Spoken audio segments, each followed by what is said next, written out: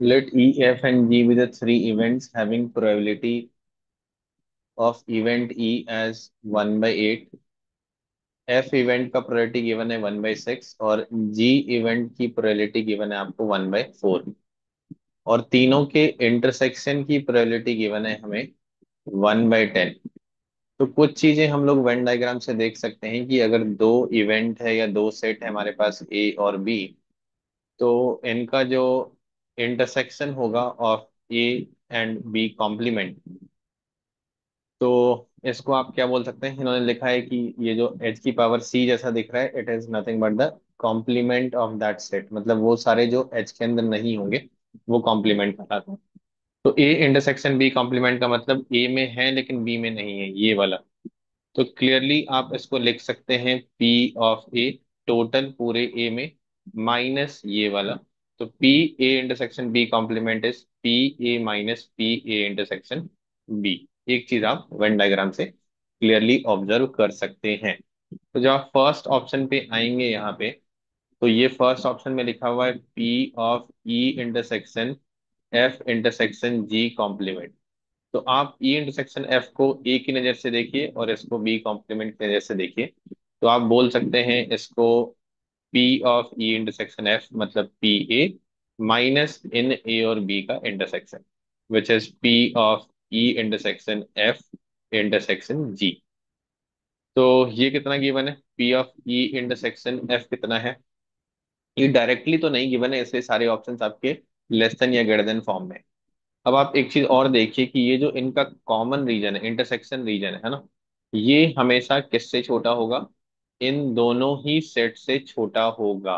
Right, तो इन दोनों में जो छोटा होगा उससे भी छोटा होगा। It must be less than equal to minimum of P A and P B.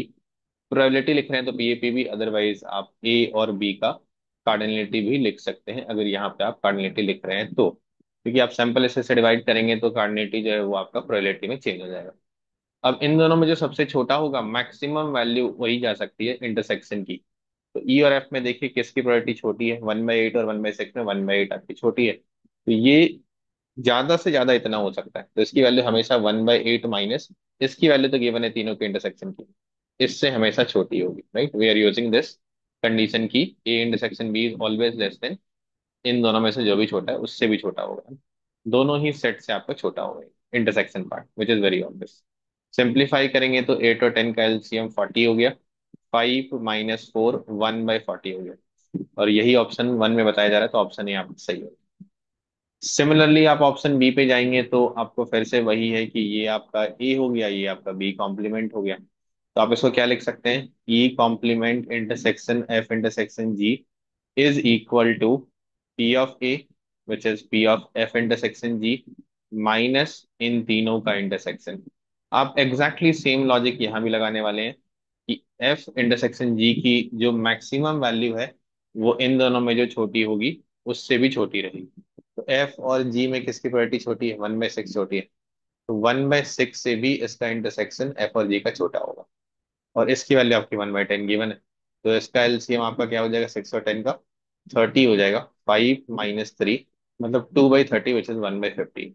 तो ये वैल्यू 1/15 से छोटी हो जाएगी, और यहाँ भी यही क्लेम कर रहे हैं कि 1/15 से छोटा है, तो ऑप्शन बी भी आपका सही हो गया।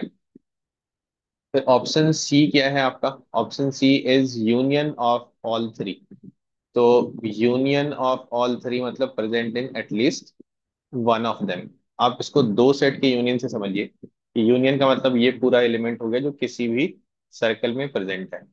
तो क्लियरली ये किससे छोटा होगा, उन दोनों के समेशन से आपका छोटा होगा। बेसिकली आप इंक्लूजन एक्सक्लूजन से पी ए यूनियन बी को लिखते क्या है, P A plus P B minus P A intersection B लिखते हैं ना। अगर आप कुछ घटा रहे हैं तो इससे तो छोटा होगा ही होगा, तो किससे छोटा हो जाएगा, P A plus P B से आपका हमेशा छोटा होगा, इससे और इन दोनों के समेशन से हमेशा छोटा होगा, क्योंकि इस कॉमन रीजन को आप सब्ट्रैक्ट करेंगे। Same thing goes for three sets also, कि ये चीज हमेशा किससे छोटी होगी, P E plus P F plus P G से आपकी हमेशा छोटी होगी। तो let's find out the value of summation of these three, 1/8 1/6 and 1/4, इससे आपकी छोटी रहेगी। तो 1/8 1/6 और 1/4 का एलसीएम आपका क्या हो जाएगा, 8 6 4 का एलसीएम आप 24 ले लीजिए, तो this will turn out to be 3 + 4 + 6। तो ये आपका हो गया 13/24 से छोटा। और यहाँ पे क्या बोल रहे हैं, ये एग्जैक्टली सेम चीज बोल रहे हैं, तो ऑप्शन सी भी आपका सही हो गया। ना coming to option D. Option D क्या है आपके पास? Option D is probability of E intersection, E नहीं है, E complement intersection F complement intersection G complement. तो डेमोर्गन्स लॉ से आप इसको क्या लिख सकते हैं? E union F union G whole का कॉम्प्लीमेंट यूजिंग डेमोर्गन्स लॉ।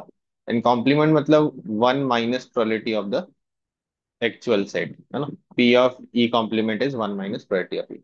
अभी जस्ट आपने बोला कि ये प्रोबेबिलिटी 13/24 से छोटी है, तो जब आप सब्ट्रैक्ट करेंगे तो बड़ी हो जाएगी, 1 - 13/24 से बड़ी हो जाएगी। तो ये वैल्यू 11/24 से बड़ी है, लेकिन ऑप्शन में बोला जा रहा है कि 5/12 से छोटी है।